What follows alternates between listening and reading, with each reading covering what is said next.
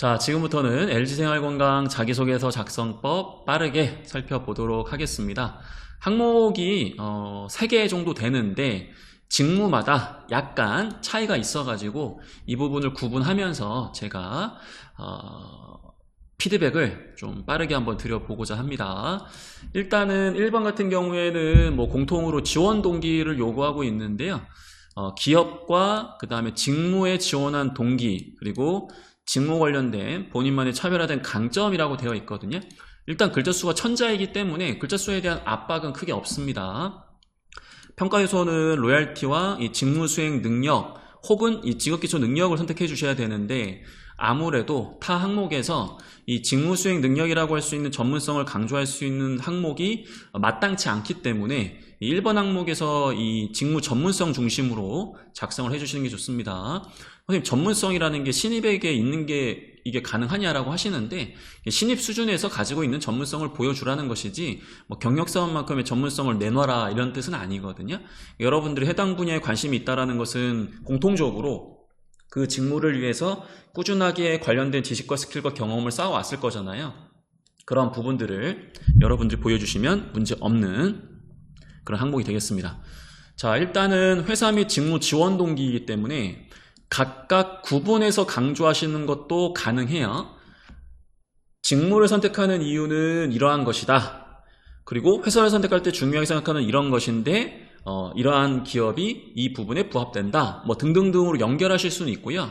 혹은 한 가지 논리를 제시하셔가지고 LG생활건강에 해당 직무로 밀어붙일 수도 있어요. 그래서 이거 각각 구분한다고 해가지고 만점, 따로 구분한다고 해서 감점, 이런 건 아니고요.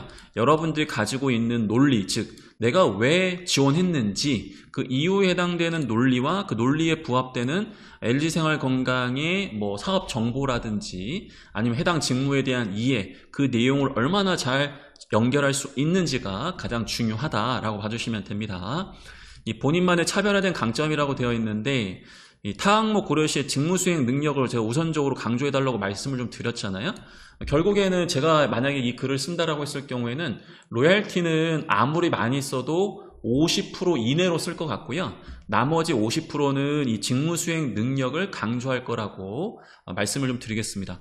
가장 쉽게 작성할 수 있는 방법은 LG생활건강이 지금 이러한 사업 현황, 예를 든다면 이슈, 아니면 어떠한 목표를 달성해야 되는, 아니면 어떤 어려움 등등이 있기 때문에 내가 지원한 직무에서 어떠한 역할을 어떠한 아이디어로 수행해서 어떠한 직무 목표를 달성함으로써 회사가 추구하는 어떠한 사업 목표 달성에 기여하려고 지원했다. 이거를 그냥 입사 포부처럼 이 기여하기 위해서 지원했다라는 회사와 직무 선택 논리로 퉁치고 넘어갈 것 같아요. 저는 이제 설명을 위해서 다소 문장을 길게 얘기했지만 이걸 잘라서 여러분들이 이야기를 해주셔야 되겠죠. 그럼 두 가지부터 작성을 하게 된다면은 LG생활건강의 사업 목표에 기여하기 위해서 지원했다. LG생활건강은 지금 이러이러한 상황이다. 그렇기 때문에 내가 지원한 직무에서 이러한 역할을 이러한 아이디어로 수행해서 이러한 목표를 달성하고 싶다. 그래야 LG생활건강이 추구하는 이러한 사업 목표 달성에 내가 이바지함으로써 더 큰 성취감을 얻을 수 있다고 생각했다. 이런 식으로 문장을 나눠가지고 접근하게 되면 얼마든지 여러분들이 제가 지금 이야기하는 로얄티 부분을 쉽게 작성을 할 수가 있어요. 제가 지금 이야기하는 게 최고의 논리는 아닐 수 있지만 그럼에도 불구하고 평가자가 절대로 떨어뜨리지 못하는 무적의 논리에도 해당되거든요. 물론 그 안에 들어가는 내용이 중요한 건 맞지만 여러분들이 각각 쓰는 게 어렵다라고 한다면 이런 방법을 적용해 주시면 됩니다. 자, 그럼 제가 위에서 이러한 부분에 기여하겠습니다 라고 얘기했다면 최소한 그러한 목표를 잡고 난 다음에 혹은 그 이전부터 어느 정도 해당 직무와 관련된 역량을 좀 쌓아와야 되잖아요.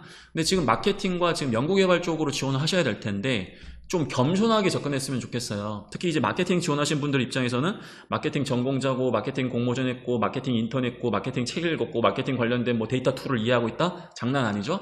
그러면 늘 이야기하지만 장난 아니게 떨어질 수 있다라고 늘 말씀을 드립니다. 뭔가 성장하고 있다는 것뿐만 아니라 좀 겸손해야 되거든요. 마케팅을 제대로 해본 사람이라면 마케팅이 얼마나 어려운 거다라는 거를 잘 이해하고 있을 거잖아요. 그래서 내 강점과 내가 갖고 있는 좋은 점을 드러내는 것도 중요하지만 내가 무엇이 부족한지를 이해하고 있고 그런 부분들도 좀 더 느껴가지고 더욱더 보완하고 있다는 점, 그런 역량의 발전 단계를 적절하게 강조하는 거 다시 한번 강조를 드립니다. 마케팅 공모전에 나가가지고 좋은 성과를 얻었다, 그래서 내가 마케팅을 굉장히 잘하는 사람이라고 착각을 해서 업무를 수행할 때도 일을 해봤는데 내가 원했던 기대 효과 혹은 결과물이 안 나오는 걸 보면서 사실은 작은 실수나 아니면 작은 좌절 아니면 작은 실망, 그 과정을 좀 거쳤고 그러한 과정을 거쳤기 때문에 더욱더 단단해지면서 내가 지금 이러한 노력까지도 악착같이 하고 있다, 이런 느낌이 이 직무수행 능력에 반영되는 것을 저는 최우선적으로 추천을 드립니다. 연구개발 지원하시는 분들이라고 한다면은 본인의 이제 말 그대로 석사생이라고 한다면은 논문에 대한 부분에 대한 성과, 그 성과가 특히나 해당 분야에 어떻게 좀 도움이 될 수 있는지 그러한 부분들은 적절하게 표현을 좀 해주셔야 평가자가 좀 더 쉽게 이해할 수 있다는 것도 참고하시고요. 좋습니다. 자, 두 번째 항목 살펴볼게요. 팀을 이루어 공동의 목표를 달성한 경험 작성해 주세요. 요거는 이제 말 그대로 대인관계 능력에 해당될 수 있는 팀워크, 갈등관리, 리더십, 이런 부분들 중에서 세부 키워드를 잡아가지고 쓸 수 있는 부분이고요.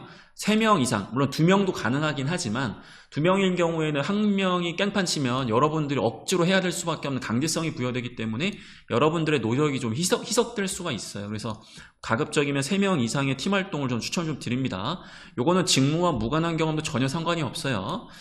문제 상황 쓸 때는 최대한 글자 수를 줄이셔야 됩니다. 목표가 불일치됐다, 갑자기 팀원이 없어졌거나 정보가 부족했다는 어떤 자원 부족의 상황이라든지, 기대하지 않았던, 아니면 갑자기 우리 팀에게 굉장히 좀 좋지 않았던 어떤 대외 변수, 이런 부분들이 발생했다, 이런 것들일 텐데 이 부분에 대해서는 글자 수를 최대한 줄이시는 게 중요하다는 점 강조드리고요. 해결 방법과 소통의 방식 중에서 본인의 노력, 이걸 이제 부각을 해줘야 되잖아요. 본인이 예를 들어가지고 팀워크라고 했을 경우에는 자발적 기여, 긍정적 마인드, 적극적 희생. 근데 갈등 관리다, 그럼 상대방에 대한 존중, 쟁점을 파악하고 그 다음에 그 조율하는 과정에서 팀의 목표를 최우선으로 하되 상대방의 어떤 협력을 이끌어낼 수 있는 그런 노력들, 그런 부분들이 좀 강조가 좀 돼줘야 될 것 같고요. 리더십이라고 한다면 목표를 구체화하고 비전을 공유하고 변화를 관리하고 그 다음에 누군가에게 역할을 부여할 때는 어떻게 하게 되면 잘하는 거고 어디까지 하게 되면 잘하는 거고, 이런 부분들에 대한 강한 책임의 어떤 기준, 그런 것들까지 명확하게 수립해주고 팀원들이 자기 역할을 더 잘할 수 있도록 환경을 조성해주고, 약간 그런 부분들이 들어가 줘야 돼요. 그래서 가장 중요한 부분은 이 부분이다. 이 부분에서 여러분들이 본인이 강조했던 이런 세부 키워드에 대한 노하우들을 적절하게 강조할 수 있어야 되고요. 변화를 이끌어냈다라고 한다는 뜻은 어려운 뜻은 아니에요. 즉 긍정적인 성과가 났느냐, 말 그대로 성공한 경험을 써라 라는 측면으로 이해해 주시면 되겠습니다. 선생님, 글자 수가 1000자라 가지고 경험을 2개 써도 됩니까? 됩니다. 그렇다고 경험을 2개 쓴다라고 해가지고 가산점이 붙고 하나를 쓴다고 해서 감점이 붙고 그런 게 아니기 때문에 한 가지 경험에서 여러분들이 정말 제대로 이러한 키워드를 갖고 있는 사람이다라는 걸 증명하는 거에 좀 더 중점을 두시기 바랍니다. 자, 이 부분은 이제 말 그대로 마케팅과 이 R&D 분야가 좀 질문이 좀 다른데요. 자, 이 아이디어라고 되어 있는데 마케팅 관련 국내외 트렌드 한 가지 선정한 다음에 지원 분야에 적용할 수 있는 아이디어를 기술해달라라고 되어 있거든요. 요거는 역시나 직무 수행 능력에 해당되는데 얼마나 해당 산업과 기업을 좀 이해하고 있는지 또 반영이 됩니다. 그 다음에 이제 조직 이해 능력 중에서 대내외 환경에 대한 부분을 이해하면서 본인의 업무를 잘 수행할 수 있는 사람이냐, 그런 부분들을 종합적으로 보는 거거든요. 여기서 여러분들이 조금 놓치지 말아야 될 게 트렌드와 이슈의 차이점이라고 생각을 하거든요. 이슈는 특정 집단에 영향을 줄 수 있는 어떠한 환경이라는 걸 의미하는 거고, 트렌드는 어떠한 이슈가 있기 때문에 해당 산업에 포함된 기업들이, 그 동일 집단들이 어떠한 움직임을 지금 실행하고 있다라는 관점이에요. 취준생들한테 이슈가 뭐예요, 여러분들? 더럽게 안 뽑고 있다, 이게 이슈예요. 그럼 취준생의 트렌드는 뭡니까? 지금 놀고 있어요.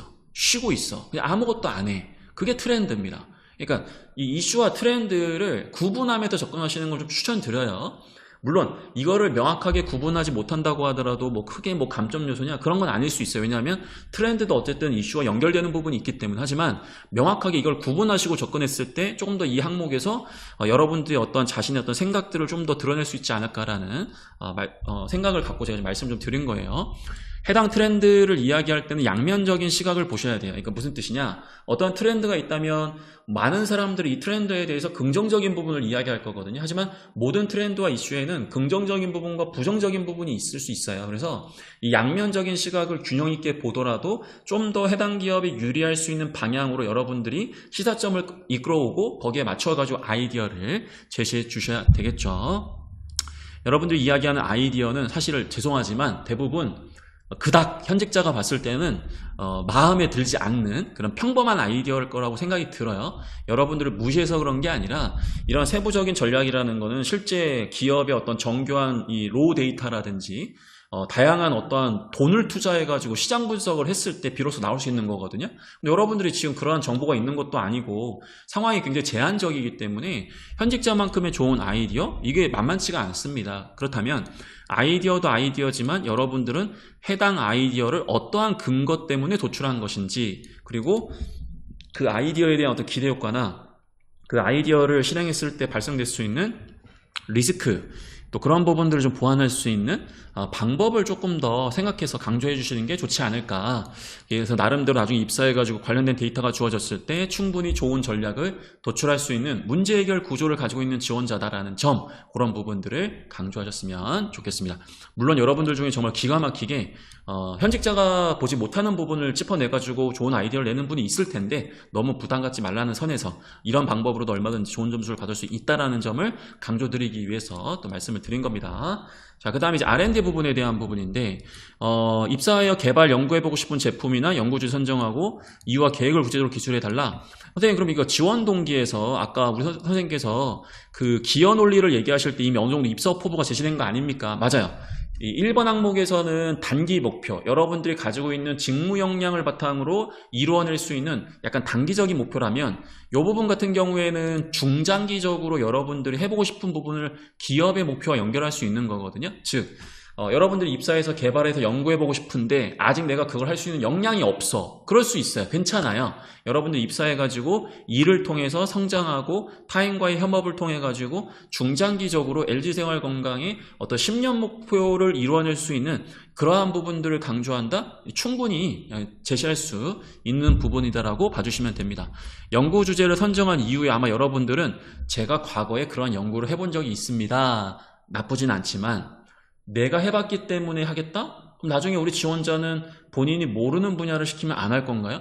이렇게 극단적으로 나뉘는 건 아니지만 반대로 얘기하면 여러분들은 본인의 역량에 관계없이 조직에 필요한 역할은 하겠다. 그러한 친기업 정서를 드러내시는 거, 그걸 가장 중요한 기준으로 삼아주셨으면 좋겠다라는 거죠.